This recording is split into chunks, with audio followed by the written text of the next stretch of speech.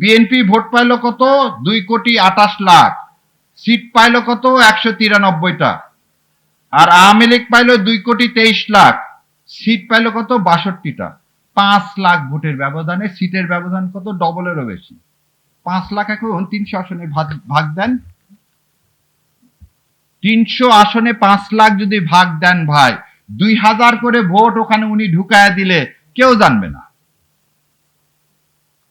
জানবে? আপনি তো ওই মুখটা কাপড় দিয়ে পেঁচানো হয় কখন? যখন এটা ডিসি সাহেবের কাছে পাঠানো হয় গণনার পরে।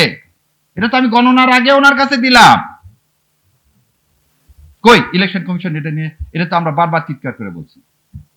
তার যে রুলস করছে সেই রুলসের মধ্যে এটা নাই, যেটা এমন একটা ওপেন জায়গায় রাখতে হবে, পুলিশ পাহারায় রাখতে হবে, যাতে ওখানে কেউ আর টাচ করতে না পারে। শস্যের মধ্যে ভূত দিয়ে আমাকে বলতেছে নিরপেক্ষ নির্বাচন করুন।